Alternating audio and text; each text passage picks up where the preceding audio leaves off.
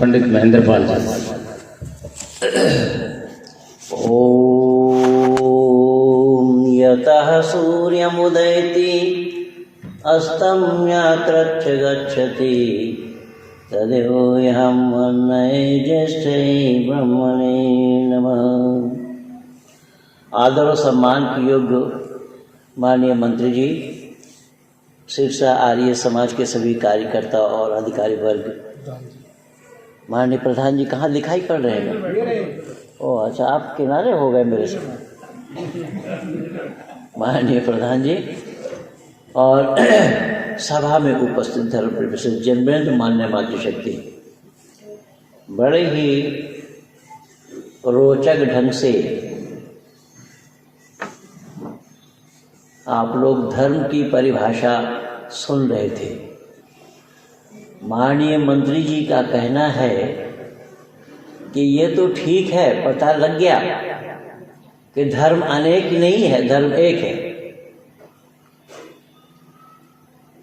तो जब धर्म एक है तो धर्म ग्रंथ अनेक होगा या एक होगा? ये बिल्कुल साधारण सी बात है, छोटी सी बात है। मैं दोनों को मिला करके चल रहा हूँ, शब्द पर ध्यान देंगे केवल।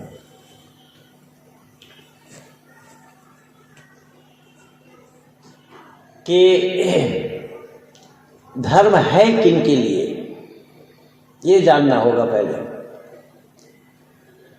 कि धर्म है मानव मात्र के लिए, पशु पक्षियों के लिए धर्म नहीं है। हमारे शास्त्रकारों ने कहा, आहार निद्रा भय मैथुनांच सामान्यमेता पशुभिः नराणाम् धर्म ही तेषाम् अधिको विशेषो धर्म महीना पशुभिः समानः। आहार निद्रा भय और मैथुन, ये चार चीज मानव मात्र के लिए है और पशुओं के लिए भी है। कैसा? हम आहार करते हैं, पशुओं को भी चारा डालना पड़ता है। निद्रा हम जाते हैं, पशुओं को भी सोते हुए देखते हैं। भय इंसान को है, पशुओं को भी डर है। मैथुनी पावर, सेक्स पावर, संतान उत्पत्ति करने की क्षमता मानव में है और पशुओं में भी है। लेकिन केवल और केवल मानव मात्र में जुड़ा हुआ है या मानव मात्र के साथ जुड़ा हुआ है धर्म। ये पशुओं के लिए नहीं है। और शास्त्रकारों को इसीलिए कहना पड़ा कि धर्मेण हीना पशुभिः समानः, अर्थात जो धर्म से हीन होता है, धर्म को छोड़ देता है, धर्म से अलग हो जाता है, वो पशु के समान है। तो पशु क्या है कि पश्यति तस पशु, पश्यति माने देखना, जो केवल देखता है, सोच विचार नहीं कर पाता। अपना पराया का ज्ञान जिसको नहीं है, जिसको माता पिता भाई बहन अपना पराया इसका ज्ञान नहीं है, वो है पशु। वो केवल देखता है, उसके पास सोच विचार नहीं है। लेकिन मानव के पास सोच विचार है। मानव के लिए इसीलिए धर्म जुड़ा हुआ है, मानव मात्र के साथ धर्म जुड़ा हुआ है। अब इसमें से कोई कहे कि हमारा धर्म है, तो वो एक का धर्म होना संभव नहीं होगा। यहां मानव मात्र के लिए बतलाया है। तो जो मानव उस धर्म को छोड़ देता है वो पशु के समान है। पर इसमें आज के राजनीतिज्ञों का कहना है कि धर्म को राजनीति में न मिलाओ। शायद आपके हरियाणा में नहीं होगा, क्योंकि हरियाणा में तो सारे धार्मिक लोग हैं। यहाँ अधर्म तो होता ही नहीं है। भले ही राम रहीम गुरमीत हो जेल में या रामपाल आश्रम तो गुजरात के। तो कहने का तात्पर्य ये है कि चार चीज मानव मात्र के लिए है और चार चीज पशुओं के लिए भी है। लेकिन मानव के साथ धर्म जुड़ा हुआ होने के कारण मानव को पता है कौन मेरी माँ है, कौन मेरे पिता है, कौन मेरे भाई है, कौन मेरी बहन है, कौन मेरे इष्ट हैं, कौन मेरे मित्र हैं, ये मानव को पता है, पशुओं को नहीं। तो यही कारण बना कि इसमें कोई मुसलमान ये कह सकता है, अपना माँ को साली कह सकता है, मान सकता है? ईसाई? अरे मुंडी मत हिलाइए, जुबान हिला करके देखिए, ताकि मुझे भी पता लगे ना कि मैं लोकालय में बोल रहा हूँ। कहीं ऐसा ना हमें समझने दे कि मैं शमशान में बैठा हूं। कोई मुसलमान ये कह सकता है कि माँ को मैं साली बताता हूं? नहीं। ईसाई? नहीं। बौद्धिस्ट? नहीं। जैनी? नहीं। सिख? नहीं। तो फिर धर्म वाला कहां हुआ? समझ में आई बात? प्रधान जी, अगर मैं गलत हूं तो जरूर रोकिएगा मुझे। धर्म अलग हुआ कहां? अब फिर भी लोग कहे जा रहे हैं, बतलाए जा रहे हैं धर्म अलग है, और धर्म के साथ साथ धार्मिक पुस्तकों को भी अलग अलग बता दिया। क्यों? धर्म है तो धार्मिक पुस्तक भी होना जरूरी है, और धर्म के साथ धार्मिक पुस्तक भी बता दिया। लेकिन जब धर्म ही एक है तो धर्म पुस्तक अलग अलग क्यों और कैसे होगा? एक उदाहरण मैं और दे रहा हूं। जैसा हम जब हाईवे में चलते हैं तो सड़क के किनारे एक जगह बोर्ड लिखा हम देखते हैं, जिसमें लिखा है धर्म कांटा। देखा है आप लोगों ने? देखा है? धर्म कांटा लिखा है, लेकिन वहां ये नहीं लिखा हिंदू धर्म कांटा, वहां ये भी नहीं लिखा इस्लाम धर्म कांटा या ईसाई धर्म कांटा, जैन धर्म कांटा, बौद्ध धर्म कांटा लिखा है कि केवल धर्म कांटा लिखा है। अब धर्म कांटा से तात्पर्य ये है कि वहां पर एक पल्ला रखा है, एक मीजान रखा है, एक मीटर रखा है, जिसमें टन 200 टन तक वजन करने की कैपेसिटी है। अब एक गाड़ी में 2 टन वजन है, कहीं आपने वजन किया उसको तो गाड़ी का वजन 2 टन बताया। कोई हिंदू ड्राइवर ले करके चला करके कांटा में चढ़ाया तो कांटा वजन कितना बतलाएगा? थोड़ा हिम्मत करके जोर से बोलिए, मैं आया हूं कलकत्ता से, कलकत्ता दूर है, 2 टन बताएगा। कोई मुस्लिम ले जाएगा कितना बताएगा? कोई ईसाई ले जाएगा कितना बताएगा? जैनी बौद्धि कोई भी ले जाएगा कितना बताएगा? दैट इज धर्म। अर्थात जहां पर भेदभाव नहीं है। सोना को भी देखिए, सोना तौलने वाला वो भी धर्म कांटा ही लिखा हुआ है। चाहे आप 1 तोला आप रखिए तो आपको भी 1 तोला बताएगा, मैं रखूंगा तो भी, कोई भी रखे वो 1 तोला ही बताएगा। तो क्या यहां धर्म के साथ भेदभाव हुआ? हाँ जी, नहीं हुआ। तो धर्म के साथ जब भेदभाव नहीं हुआ, फिर धर्म अलग अलग क्यों और कैसे हो गया? धर्म अलग अलग होना संभव ही नहीं है।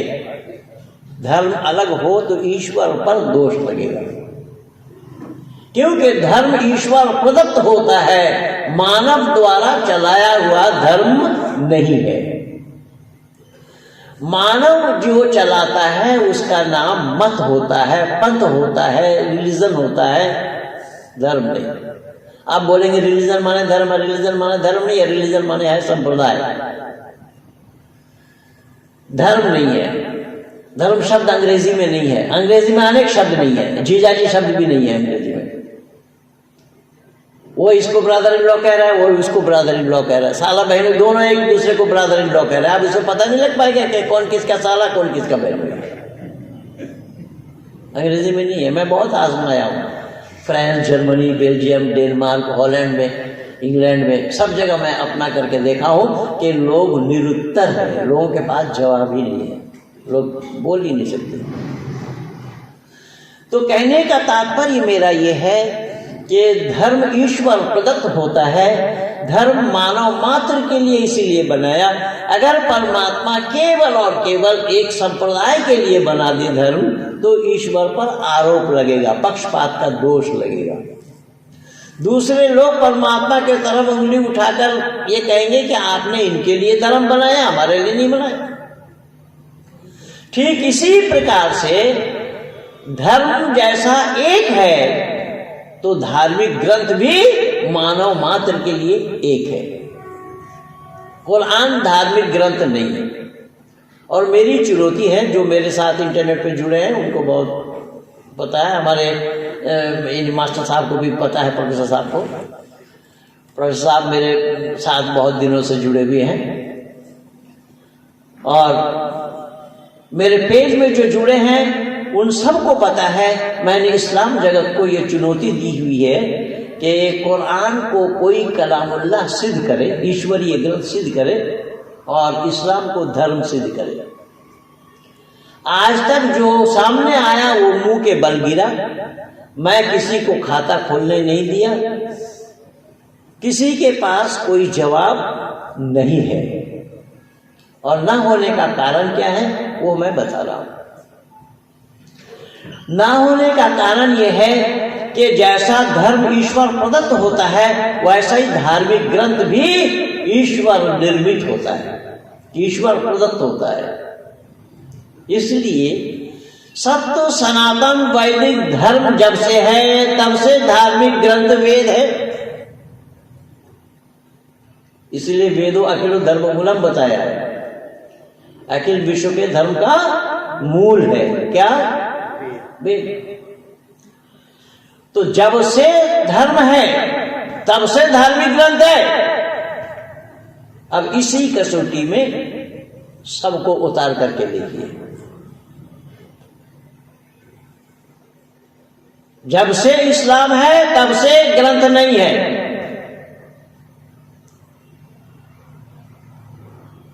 मोहम्मद पहले है, कुरान बाद में है। समझ में आ रही है बात? हाँ, तो थोड़ा सहमति दीजिएगा ताकि मुझे बोलने में भी बल मिले। तो हजरत मोहम्मद साहब पहले है और कुरान इनके बाद में है। लेकिन अग्नि, वायु, आदि तो अंगिरा ये जब से है, वेद तब से है। ऋषि दयानंद पहले है या वेद पहले है? और वेद ज्ञान जिन ऋषियों को प्राप्त हुआ उन ऋषियों के साथ वेद है या वेद पहले है ऋषि बाद में है? हाँ जी, साथ ही साथ है। पहले कैसे हो जाएगा? पहले हो जाएगा तो सुनाएंगे कौन आपको? परमपिता परमात्मा ने अग्नि, वायु, आदि और अंगिरा के हृदय में प्रकट कराया। वेद बोला था एक ही है, वेद चार नहीं है। चार बोलेंगे तो गलती नहीं, तीन बोलेंगे तो गलती नहीं, एक बोलेंगे तो गलती नहीं। इसलिए आर्य समाज के तीसरा नियम को पढ़िए, एक वचन में लिखा है वेद सब सत्विद्याओं की पुस्तक है। अगर वेद चार हो गया होता तो वेदों में सब सत्य विद्या है ये होता था, वहां एक वचन में ये है। तो कहने का तात्पर्य मेरा ये है कि वेद जब से सृष्टि है तब से वेद है, और ये नहीं ये साइकिल नुमा चल रही है। इसीलिए तो बताया ना कि सूर्य चंद्रमा सौधाता यथा पूर्व में कल्पया, कि पहले था अभी है और आगे भी साथ ही साथ। यानी समाप्ति होना नहीं है, समाप्त होना नहीं है, इसकी समाप्ति नहीं है। लेकिन कुरान से पहले मुसलमान था। क्या ख्याल है आप लोग का? कुछ भी बोल दीजिए, सीधा करना तो मेरा काम है। कुरान से पहले मुसलमान नहीं था, लेकिन इस्लाम वाले कह रहे हैं कि हजरत आदम से लेकर के हजरत मोहम्मद साहब तक 1 लाख या 2,24,000 पैगंबर तक सब मुसलमान मानते हैं अपने को। हाँ, कुरान से पहले भी किताब थी, लेकिन कुरान से ही मैं हवाला दे देता हूँ। कुरान में अल्लाह ने जिक्र फरमाया, कुल इन्नी उमिरतु अन अकून अव्वल मन अस्लमा वला तकूनन्न मिनल मुशरिकीन। पारा नंबर 7 सूरह अनाम आयत नंबर 14 में अल्लाह ने जिक्र फरमाया, क्या है मोहम्मद तुम कह दो सबसे पहला मैं मुसलमान हूं। शब्द पर ध्यान देना। कुल इन्नी उमिरतु अन अकूना अव्वला मन अस्लमा वला तकूनन्ना मिनल मुशरिकीन, कि मैं मुशरिकों में शामिल नहीं हूं, मैं शिर्क करने वालों में से नहीं हूं, सबसे पहला मैं मुसलमान हूं। अगर कुरान के मुताबिक सबसे पहला मुसलमान हजरत मोहम्मद साहब ठहरे तो फिर पहले से मुसलमान किसको कहेंगे, किसको मानेंगे?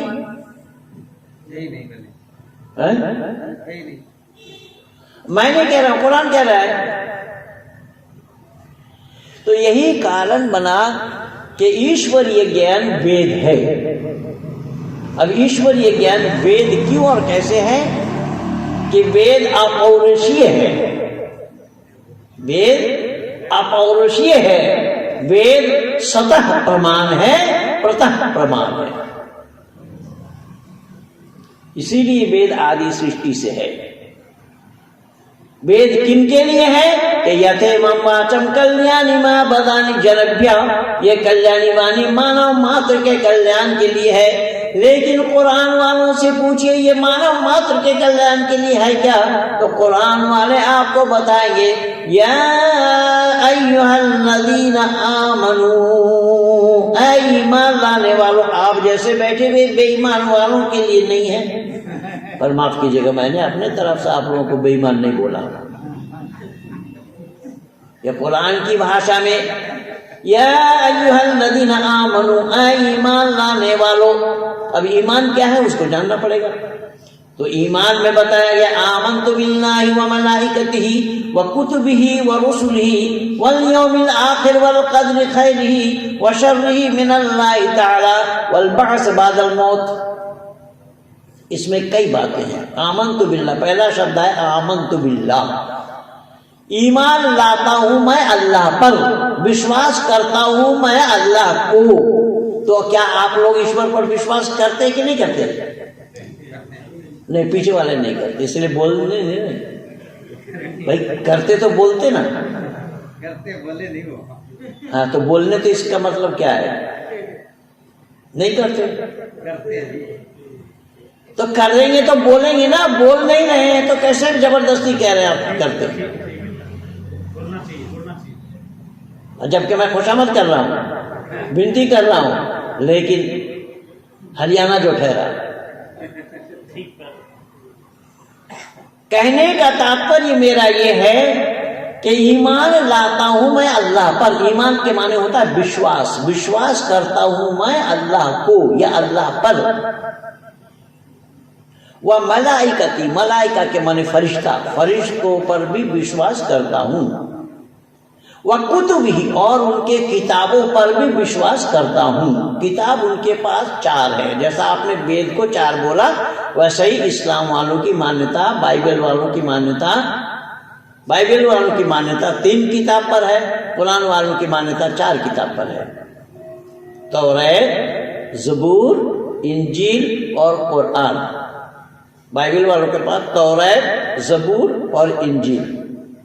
इस्लाम वालों के पास कुरान लेकर के 4 है। वो कुतुबी व रुसुली, और उनके रसूलों पर मैं विश्वास करता हूं, ईमान लाता हूं। रसूल इस्लाम में 4 है, हजरत मूसा, दाऊद, ईसा और मोहम्मद। अर्थात अल्लाह ताला ने जिन पैगंबरों पर किताबें नाजिल की उनको रसूल कहा जाता है। तो वो 4 थे, इसलिए उन 4 को मैं मानता हूँ। रसूल वल यौमिल आखिर, और आखिरत के दिन को मैं मानता हूँ। वल क़द्र खैरिही व शर्रिही मिनल्लाहि तआला वल बअस बादल मौत, के अच्छे बुरे का किस्मत को अल्लाह ने क्या, अच्छे बुरे का किस्मत को अल्लाह ने लिख दिया। अल्लाह ने क्या लिखा? अच्छे बुरे का किस्मत। तो जब अच्छे बुरे का किस्मत अल्लाह का लिखा हुआ है तो कोई आदमी बुराई करे तो दोषी अल्लाह होगा या आदमी होगा? मैं नहीं जान रहा हूं, ये पढ़े लिखे लोग विचार करें। वल क़द्र ख़ैरिही व शर्रिही मिन अल्लाह ताला वल बअस बादल मौत, के अच्छे बुरे का किस्मत को अल्लाह ने बनाया और मौत के बाद वाली जिंदगी में जन्नत में और जहन्नुम में जाना है। इन बातों को जो बगैर छानबीन किए हुए मान लेते हैं, तस्लीम करते हैं, कबूल करते हैं, स्वीकार करते हैं, वो ईमानदार कहलाते हैं। अब आप लोग बेईमान कैसे देखिए, आप लोग ईश्वर को मानते हैं या नहीं? ईश्वर को मानते हैं, लेकिन इस्लाम के नजर में आप ईमानदार नहीं है। यानी इस्लाम में किस प्रकार से भेदभाव सिखाया है मानव समाज में, वो देखिए। इस्लाम ने मानव समाज के अंदर में किस तरीके से भेदभाव ढाला है वो देखिए, कि आप लोग ईश्वर को मानते हैं लेकिन आप लोग ईमानदार नहीं है। अब ईमानदार हमारे यहाँ पर सदाचारी को कहा जाता है, और आप कितना ही सदाचारी क्यों ना हो, अल्लाह के नजर में बेईमान है। तो बेईमान हमारे यहाँ पर गाली है कि नहीं? अल्लाह ने कितने सहज भाव से गैर मुस्लिमों को गाली दिया। उनको कैसे समझाएं जी अल्लाह को? अल्लाह समझदार होते तो समझाते ना, वो समझदार क्या है? ऋषि लेना ने साफ कह दिया। कहने का तात्पर्य मेरा ये है कि अल्लाह के लिए वो जितने भी ये नियम बताए गए हैं, भाई साहब ये मोबाइल रख दीजिए ना, मेरे पास भी दो है। यानी मन का काम एक साथ दो काम करने का नहीं होता है, मन का काम एक साथ एक काम करने का होता है। तो आपका ध्यान मोबाइल में लगा हुआ है, मैं क्या बोल रहा हूं पता नहीं, तो फिर बैठने से क्या फायदा हुआ? एक तो 4 लोग बैठे हैं, समाज के जितने सदस्य हैं ना उतने ही सदस्य अगर आ जाए पूरे परिवार से जगह देना भारी होगा। तो समाज के सदस्य नहीं आते हैं, बाहर से वालों से क्या उम्मीद करेंगे? अब ये दोष किन पर लगाऊं मैं नहीं जान रहा हूं, और मैं थोड़ा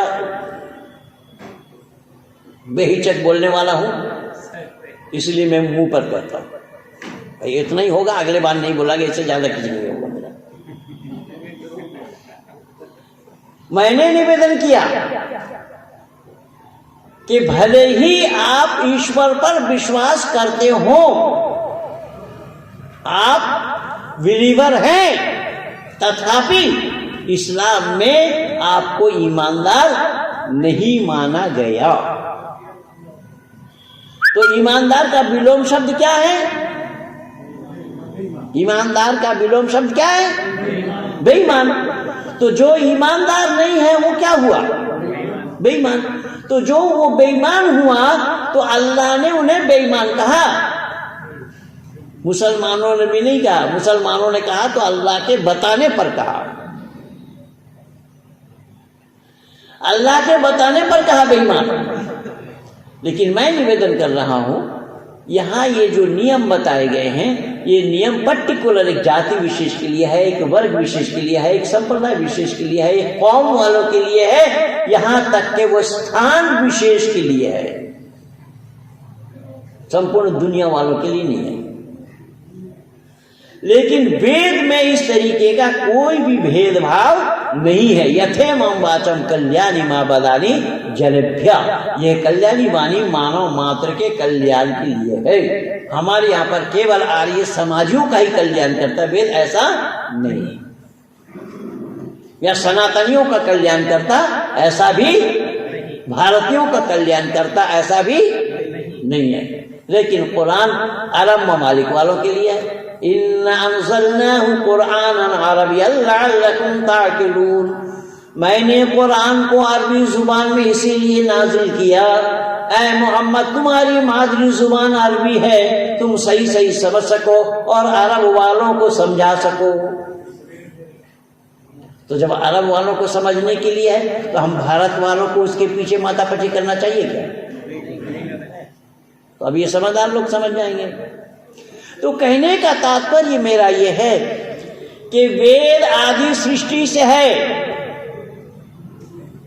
वेद ईश्वर प्रदत्त है, मानव मात्र के लिए परमात्मा का दिया हुआ ज्ञान है। वो ज्ञान कब से है? आदि सृष्टि से।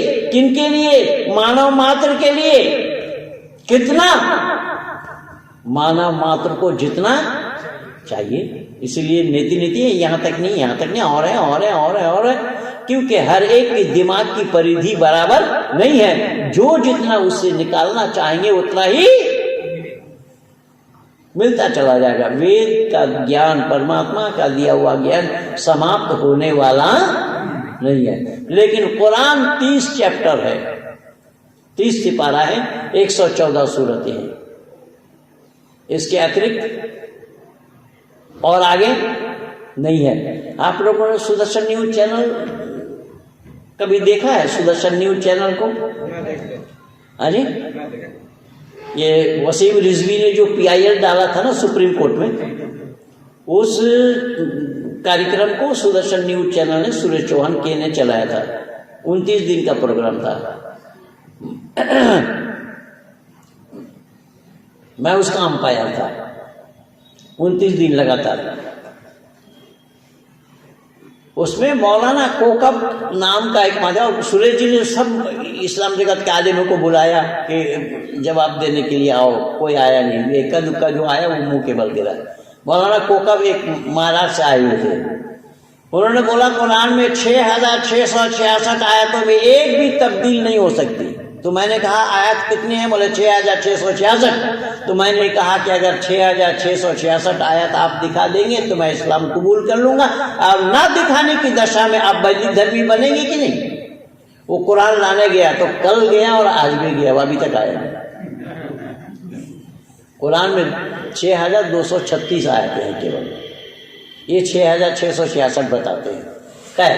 तो कहने का तात्पर्य मेरा यह है, तो 6666 आयतें हैं तो बंदिश हो गई, उसके आगे नहीं है। लेकिन वेद में इसकी समाप्ति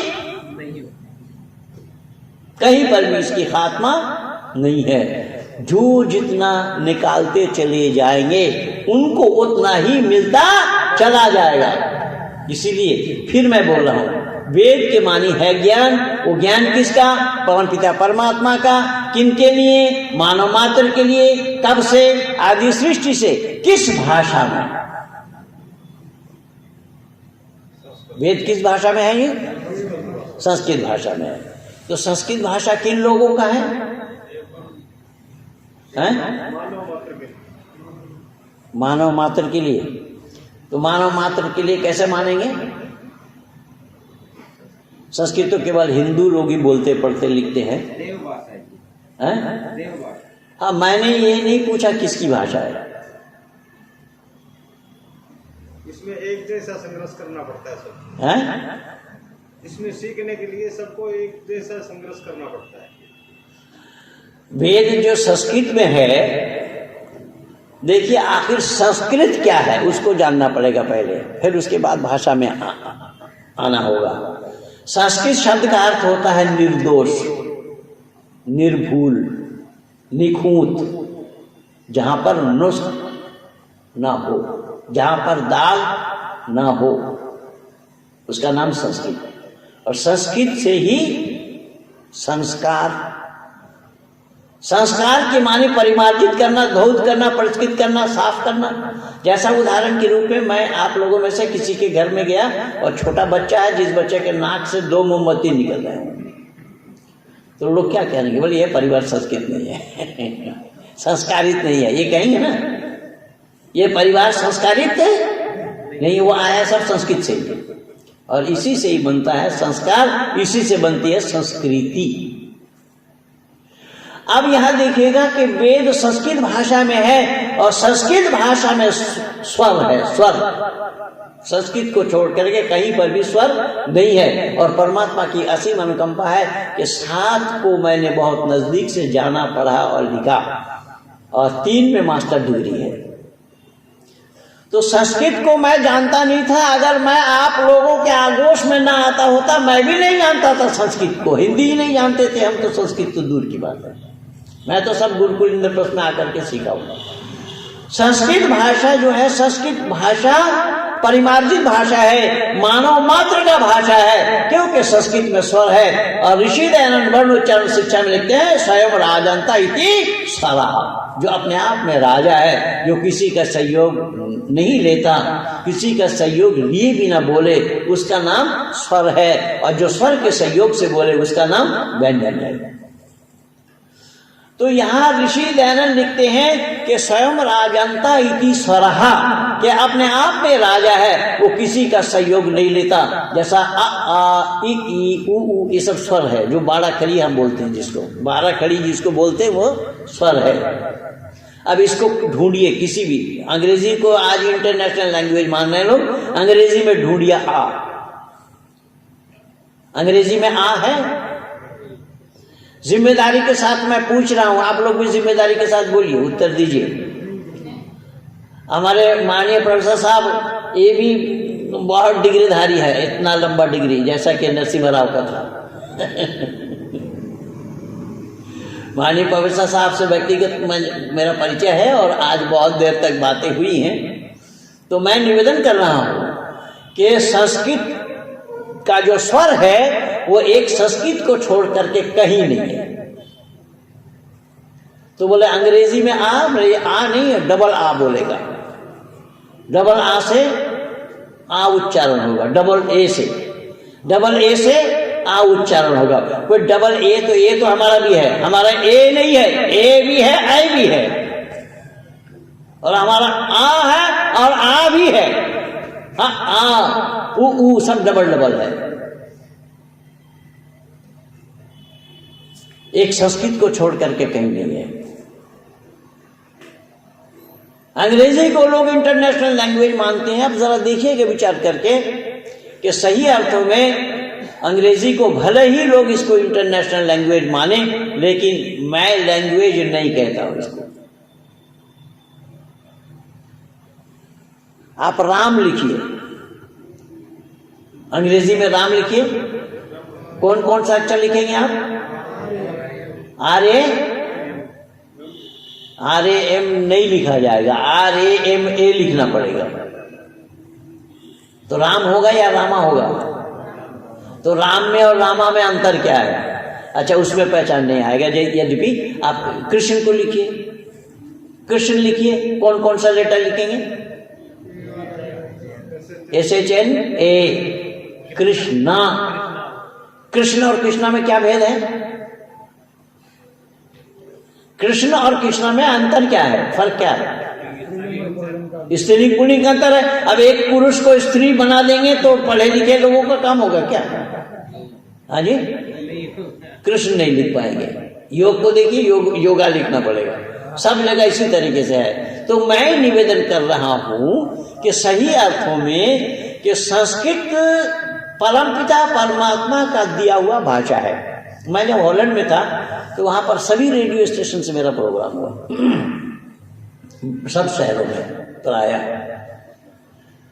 तो एक मौलाना ने सवाल किया उसी रेडियो स्टेशन में कि साहब आप तो झगड़ा लगाने के लिए आए हैं इंडिया से। मैंने कहा क्यों? बोले आपने ये कैसा कह दिया कि संस्कृत ईश्वर प्रदत्त भाषा है, मानव मात्र के लिए भाषा है। ये तो संस्कृत केवल हिंदू लोग पढ़ते हैं और वो भी ब्राह्मण लोग पढ़ते हैं, संस्कृत कौन जानता है? मैंने कहा आपको आभास नहीं है इसका। बोले कैसा? मैंने कहा आपके घर में एक बच्चा पैदा हुआ, एक ईसाई के घर में एक बच्चा पैदा हुआ, एक हिंदू के घर में एक बच्चा पैदा हुआ। तीनों बच्चे की पैदा होने के बाद रोने, हंसने, चिल्लाने, पुकारने की आवाज एक है या अलग है? क्या ख्याल है आप लोगों का? कोई मुस्लिम परिवार में बच्चा जन्म लेकर के अल्लाह अल्लाह रोता है, मोहम्मद मोहम्मद चिल्लाता है, कुरान कुरान पुकारता है। कोई ईसाई परिवार में जन्म लेकर के बच्चा गॉड गॉड चिल्लाता है, ईसा ईसा बोलता है, मरियम मरियम कहता है। हिंदू परिवार में कोई जय श्री राम बोलता है, जय जानकी बोलता है। और जय श्री राम कह करके भी हिंदू राजी नहीं, ये और कुछ बोलते हैं, बहुत कुछ बोलते हैं, और कुछ नहीं बहुत कुछ बोलते हैं। कोई जय श्री कृष्ण बोलते हैं, मथुरा वाले जब सब जय श्री कृष्ण बोलेंगे, अब राधे राधे भी बोलते हैं। अब राधे या खाए वो तो अलग बात, रांधना हमारे यहाँ पकाने की कहा जाता है बांग्ला भाषा में। जो रांधना वैसा संस्कृत में भी है, रांधने का बात। हाँ रांधना बोलते हैं बागड़ी में तुम्हारे। हाँ जी, रांधना बागड़ी में बोलते हैं, मतलब सब्जी बनाना। तो कहने का तात्पर्य मेरा ये है, अब देखिएगा कि सब बच्चे के रोने हंसने चिल्लाने पुकारने की आवाज एक है। तो मैंने कहा कि आपके घर में बच्चा पैदा हो करके अल्लाह अल्लाह क्यों नहीं रोया? वो हिंदू जो बोल रहा है आपके घर में भी वही बोल रहा है, तो आपका बच्चा कहीं हिंदू पैदा तो नहीं हुआ? तो बोले वो तो मुसलमान पैदा हुआ। मुसलमान तो तब होगा ना जब आप पैदा होने के बाद उसके दाहिने कान में अजान सुनाएंगे, बायां कान में तकबीर सुनाएंगे, फिर आगे चलकर खतना कराएंगे, तब वो मुसलमान बनेगा। तो मुसलमान दुनिया में बनाया गया या बन करके आया? फिर मैं हाथ जोड़ रहा हूं, मुसलमान दुनिया में बनाया गया, ईसाई दुनिया में बनाया गया, जैनी दुनिया में बनाया गया, बौद्धिस्ट दुनिया में बनाया गया, सिख दुनिया में बनाया गया, बहाई दुनिया में बनाया गया। पर जो आया वो क्या आया? जो आया आप तो बना रहे हैं दुनिया में ना, पर दुनिया में वो आने के बाद ही तो बना रहे हैं आप। पर दुनिया में जो आया वो क्या आया? नहीं, मानव अगर आता होता तो फिर मनुर्भव भी ना कहा गया होता वेद में।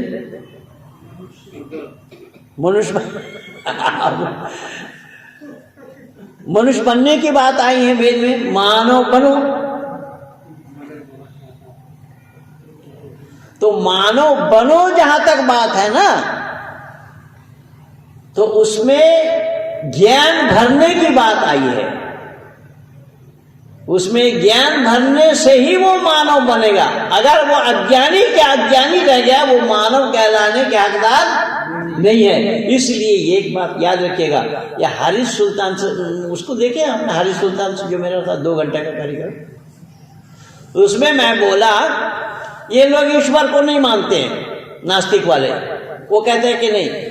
तो कहने का तात्पर्य मेरा यह है, देखिएगा कि मानव सिखाता है जीव जंतुओं को, पशु पक्षियों को मानव सिखाता है, ट्रेनिंग देता है।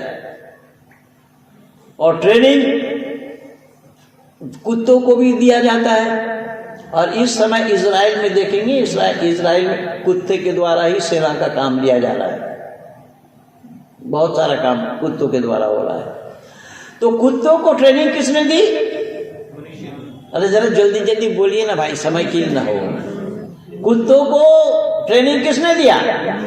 मनुष्य ने। लेकिन मनुष्य का काम कुत्तों को ट्रेनिंग देने का तो है। ट्रेनिंग पा करके वो कुत्ता दूसरा किसी कुत्ता को सिखा दे, ये कभी भी संभव नहीं है। समझ रहे हैं? अब ईश्वर का दिया हुआ ज्ञान क्या है, इससे अंदाजा लगा लीजिए कि इसीलिए मनोर्भव बोला गया, इसीलिए मानव बनो। तो परमपिता परमात्मा ने आदि सृष्टि में ही मानव मात्र को ये वेद दिया, ज्ञान, और ये धर्म दिया। क्योंकि ज्ञान के बाद ही कर्म होगा। धर्म पर आचरण करने का वस्तु है। जैसा हम और आप सब जूता चप्पल खोल कर बैठे, जब जाएंगे तो अपने अपने जूता चप्पल में पैर डालेंगे, एक दूसरे के डालेंगे, और दूसरे में डल गया तो हाँ, दूसरे में डालेंगे तो पांव से पांव रखते ही पता लगेगा ये तुम्हारा नहीं है। तो पांव डालना ये कर्म है, और जानकारी लेना ये ज्ञान है। तो ज्ञान के बिना कर्म का होना संभव हो रहा है क्या? इसलिए परमपिता परमात्मा ने आदि सृष्टि में मनुष्य मात्र को ज्ञान दिया है। एक बात इसमें मैं और जोड़ना चाहूंगा, देखेंगे जरा विचार करके कहां तक सही है कि भाषा पहले है या अक्षर पहले है?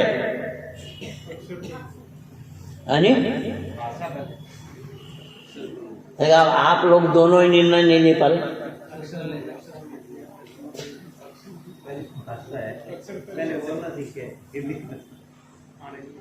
पहले भाषा क्यों? शास्त्री जी क्या ख्याल है आपका? पहले वर्ण है, अक्षर। महर्षि पाणिनि कहते हैं अक्षरम नक्षरम विद्या दशनो तेरवा वो तो ऋषि दयानंद ने वर्णोच्चारण शिक्षा में भी दिया है। तो पूर्वसूत्रे किमर्थम उद्देश्यते, किमर्थम उपदिश्यते, तो ये अक्षर पहले है, लेकिन नहीं, गलत। आपके घर में जब बच्चा पैदा हुआ, जब बच्चा साल 1.5 साल का हुआ, तो उसको पिताजी बोलो, माताजी बोलो, दादाजी बोलो, नाना जी बोलो, फूफा जी बोलो, मौसा जी बोलो, ये सिखाते हैं या आ आ उ ई सिखाते हैं? उससे पहले ध्वनि है, वो ध्वनि तो मैं बोल आया पहले, स्वयं राजंता इति सारा उसमें आ गया ना। बच्चा जब बोलने लगता है उसको भाषा सिखाई जाती है या अक्षर सिखाया जाता है? इसीलिए चारों ऋषि आपस में जो वार्तालाप किए उसी का नाम भाषा है, उसी का नाम वेद है, उसी का ही नाम ज्ञान है।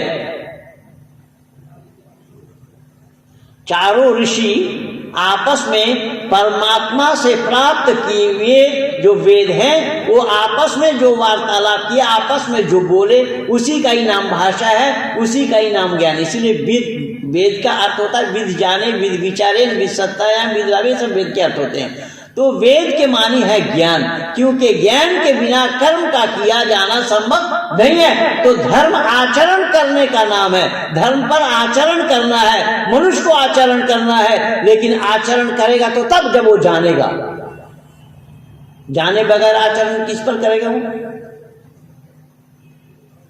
जाने बगैर आचरण किया जाना संभव है? जैसे ये मोबाइल है, मोबाइल को हैंडल करने के लिए हमें इसका जानना पड़ेगा कि इसको कैसे हैंडल किया जाता है, जानना पड़ेगा या अंदाजा कर लेंगे?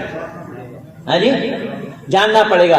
तो ठीक इसी तरीके से हम आचरण क्या करेंगे, उस आचरण को जानना पड़ेगा। आचरण को जाने बगैर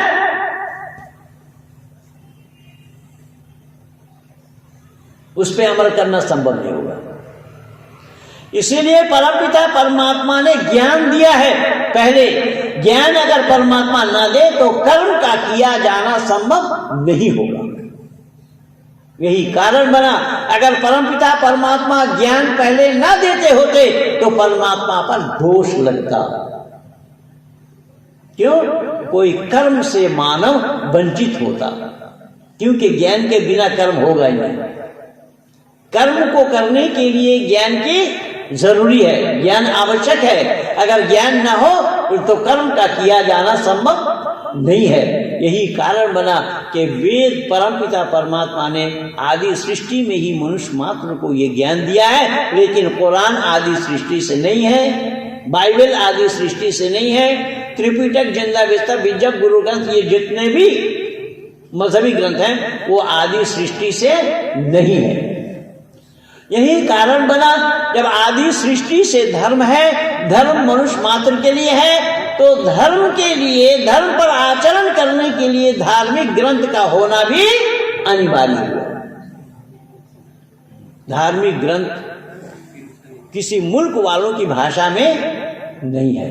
उदाहरण के रूप में वेद संस्कृत में है, संस्कृत में ना होकर अगर हिंदी में हो गया होता तो क्या होता?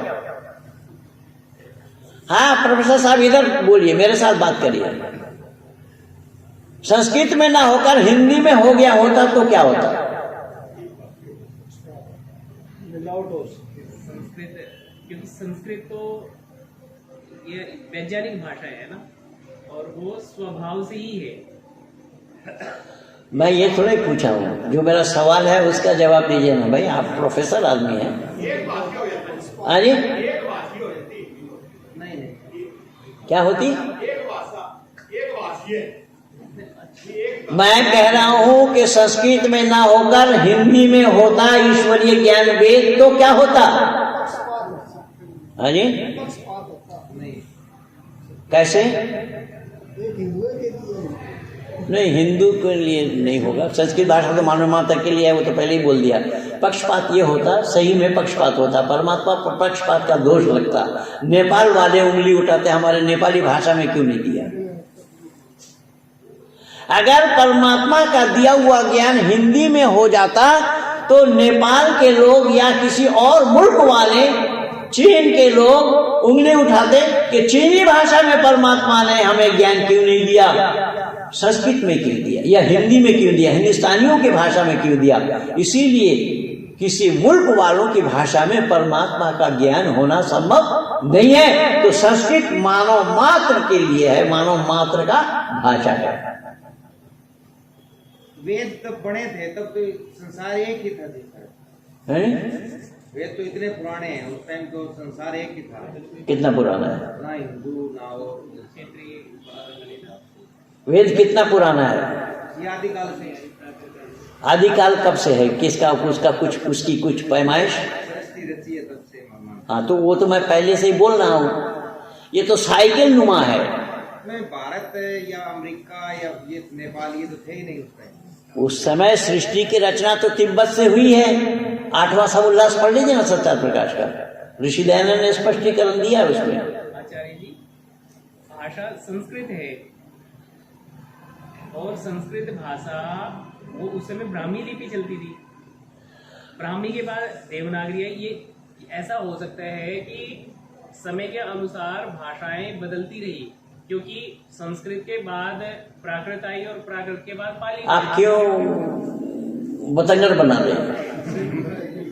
अब क्या प्रोफेसरी करते हैं मैं नहीं समझ पाया। क्योंकि ऐसा है ना, देखो भाषा में संस्कृत में कोई बदलाव नहीं है। संस्कृत संस्कृत ही है, संस्कृत को संस्कृत ही रहना है। चाहे आप वो प्राचीन व्याकरण पढ़े या लघु कौमुदी पढ़े। तो सभी भाषाओं की जननी है, इससे नहीं करी है। भाषा तो रहेगी। तो भाषा फिर बदलाव कहाँ करना रहे हैं आप? संस्कृत में बदलाव नहीं है। संस्कृत तो एज इट इज ही रहेगी। मैं बोल रहा हूँ इसीलिए परमात्मा ने किसी मुल्क वालों की भाषा में अपना ज्ञान नहीं दिया। इसीलिए तो मैं हिंदी बोला, केवल हिंदी हिंदुस्तान की भाषा है। हिंदुस्तान को छोड़ करके हिंदी कहीं नहीं बोली जाती। तो हिंदुस्तानी भाषा में अगर परमात्मा अपना ज्ञान देते तो पाकिस्तानी वाले बोलते कि उर्दू में क्यों नहीं दिया, चीन वाले बोलते चीनी में क्यों नहीं दिया, नेपाल वाले बोलते नेपाली में क्यों नहीं दिया, और दूसरे मुल्क वाले बोलते हमारे मुल्क वाले भाषा में क्यों नहीं दिया। तो परमात्मा पर दोष लगता है। स्वामी जी माफ करना, हाँ जी, मैं माफी चाहता हूँ आपसे। मैं कहता हूँ उस टाइम जो वेद लिखे थे संस्कृत में आदिकाल से, उस टाइम ना पाकिस्तान ना हिंदुस्तान ना अमेरिका कुछ था ही नहीं। मैं बोल रहा हूँ कि कुछ था ही नहीं। तो आपने ये कैसा बोल दिया? जिस समय उस समय जब आदि सृष्टि में वेद लिखी गई, उस समय कागज आविष्कार हो गया था। भाई लिखा तो तब जाएगा ना जब कागज का आविष्कार हो जाएगा।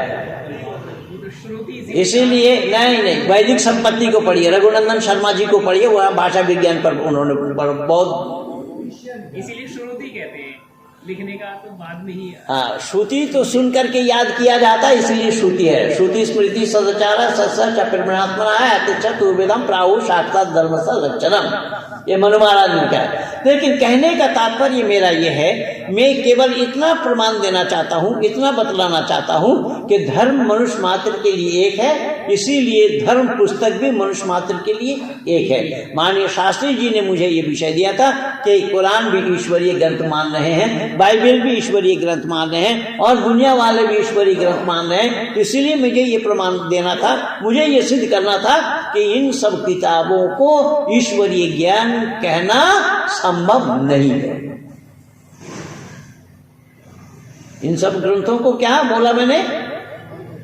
ईश्वरीय ज्ञान कहना संभव नहीं है, क्योंकि ईश्वरीय ज्ञान के लिए भेदभाव नहीं होना चाहिए ना मानव मात्र के लिए। वहां तो भेदभाव है, वहां अरबी में है, कहीं इब्रू में है। तो इब्रू भाषा तो ईसाइयों का है, यानी पैलेस्टाइन वालों का है। तो बाइबल उसी में लिखी गई, तो वो किसी मुल्क वालों की भाषा में हो गया। तो जब मुल्क वालों की भाषा में होगा तो परमात्मा पर पक्षपात का दोष लगेगा। इसीलिए संस्कृत में परमात्मा पर दोष लगना संभव नहीं है। तो मानव मात्र की भाषा संस्कृत है। जो मैं बोला कि भूमिष्ठ होने के साथ रोने हंसने चिल्लाने पुकारने की आवाज सबकी एक है, वो है स्वर। और आदि सृष्टि में जो अमैथुनी सृष्टि में आए ऋषिगण, वो भाषा बोले, उसी भाषा को ही वेद कहा गया है। मैं पहले बोला हूं, जो आपस में उन्होंने वार्तालाप किया, उसी का नाम भाषा है, उसी का नाम वेद है, उसी का नाम ज्ञान है। उसी का नाम सत्ता है। इसीलिए भाषा पहले है, अक्षर ज्ञान बाद में है। जब बच्चा बोलने लगते हैं तो माता उनको पिताजी बोलो, माताजी बोलो, दादाजी बोलो, नानाजी बोलो आदि आदि भाषा सिखाती हैं। माँ आ ई उ नहीं सिखाती, अक्षर नहीं सिखाती। यही कारण बना कि आदि सृष्टि में परम पिता परमात्मा ने जो व्यवस्था बनाई है, उन व्यवस्था में कहीं पर परमात्मा पर दोष लगना संभव नहीं है। और परमात्मा पर दोष लगे तो परमात्मा न हो करके दूसरा कोई शय बन जाएगा, कोई और वस्तु बन जाएगा, परमात्मा का होना संभव नहीं होगा। और यहाँ अल्लाह पर देखेंगे, अल्लाह पर दोष लग रहा है। अल्लाह अरबी जुबान में नहनो नज़लना ज़िक्रा व इन्ना लहू लहाफ़िज़ुन कहा अल्लाह ने, कि मैंने कुरान को अरबी जुबान में नाजिल की, इसका नाजिल करने वाला मैं हूँ और इसका हिफाजत करने वाला मैं हूँ। तो मैंने यहाँ सवाल उठाया कि अल्लाह ने बोला कि कुरान का नाजिल करने वाला मैं हूँ, इसका हिफाजत करने वाला भी मैं हूँ, तो इससे कुरान से पहले तो 3 किताबें और अल्लाह की ही नाजिल की हुई थी, तो अल्लाह ने उन किताबों की हिफाजत क्यों नहीं की? तो अल्लाह पर दोष लगा, लेकिन हमारे यहाँ पर वो दोष नहीं है। तो इसी तरीके से ऋषि देव दयानंद ने बहुत से तथ्यों को ढूंढ ढूंढ करके दिया है, जो दुनिया वालों के लिए है, मानव मात्र के लिए है। लेकिन दुर्भाग्य तो हम मानव कहलाने वालों के लिए ये है कि हम सही और गलत का निर्णय नहीं ले पाए, सही और गलत की जानकारी भी हमने करना उचित नहीं समझा। इसीलिए ऋषि दयानंद लिखते, सत्य को धारण करने में और असत को छोड़ने में सर्वदा उद्यत रहना चाहिए। किसको? तो ऋषि के नजर में मनुष्य मात्र को।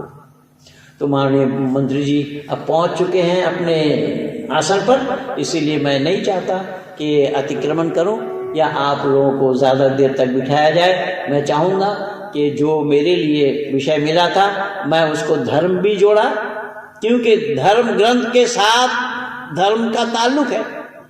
अगर ग्रंथ ना हो तो धर्म आएगा नहीं। धर्म को तो आचरण करने वाली बात है ना, धर्म पर आचरण करेंगे आप। जब वहां उपदेश दिया जाएगा, धर्म उपदेश दिया जाएगा, उपदेश आया वेद में, इसीलिए वेदो अखिलो धर्मो मूलम बोला गया। वेद अखिल विश्व के धर्म का मूल है। तो यह परंपरा ऋषि परंपरा है। हम सबको अपनी बातों को जाननी चाहिए, औरों को भी जानकारी देनी चाहिए। इन्हीं शब्दों के साथ मैं अपने वाणी को यहीं पर विराम दे रहा हूँ। आप सब लोगों को बहुत बहुत धन्यवाद। कुरान भी हिंदी में मिल जाएगी? हाँ, अनुवाद मिल जाएगी। कुरान नहीं मिलेंगे, कुरान के अनुवाद मिल